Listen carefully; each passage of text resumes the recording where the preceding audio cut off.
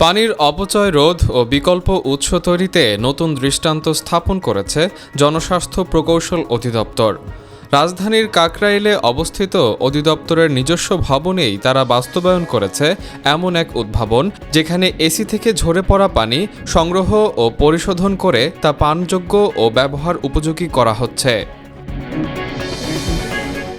অধিদপ্তরের এই উদ্যোগের ফলে ভবনের মোট পানির চাহিদার প্রায় ৬৭% এখন পূরণ হচ্ছে এসির ফেলে দেওয়া পানি দিয়ে। এতে একদিকে যেমন অপচয় কমেছে, অন্যদিকে বছরে প্রায় ৩০ লাখ টাকার সাশ্রয়ও হচ্ছে বলে সংশ্লিষ্টরা জানিয়েছেন। জনস্বাস্থ্য প্রকৌশল অধিদপ্তরের প্রকৌশলীদের একটি দল এই প্রযুক্তি উদ্ভাবন ও বাস্তবায়ন করে। তাদের পরিকল্পনায় ভবনের ২৫০টিরও বেশি এসি থেকে নিরবিচ্ছিন্নভাবে ঝরে পড়া পানি পাইপলাইনের মাধ্যমে সংগ্রহ করে বিশেষ ট্যাঙ্কে সংরক্ষণ করা হয়। পরে আধুনিক ফিল্টারিং ও শোধন প্রক্রিয়ার মাধ্যমে তা পানযোগ্য ও ব্যবহার উপযোগী করে তোলা হচ্ছে।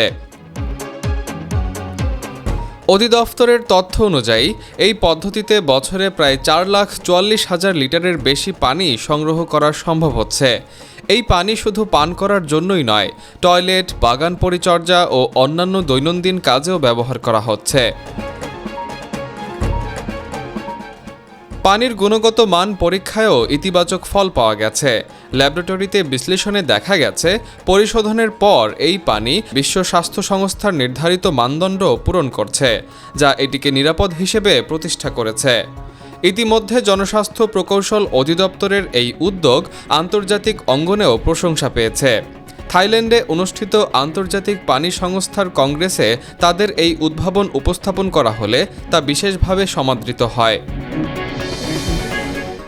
সংশ্লিষ্টরা মনে করছেন, জনস্বাস্থ্য প্রকৌশল অধিদপ্তরের এই মডেল দেশের অন্যান্য বহুতল ভবনে সম্প্রসারণ করা গেলে পানির সংকট মোকাবেলায় এটি একটি কার্যকর সমাধান হয়ে উঠতে পারে। মাত্র কয়েক লাখ টাকার ব্যয়ে বাস্তবায়িত এই উদ্যোগ দেখিয়ে দিয়েছে, সঠিক পরিকল্পনা ও প্রযুক্তির সমন্বয়ে অপচয় হওয়া সম্পদকেও মূল্যবান সম্পদে রূপান্তর করা সম্ভব। ডেস্ক নিউজ, অগ্রযাত্রা প্রতিদিন।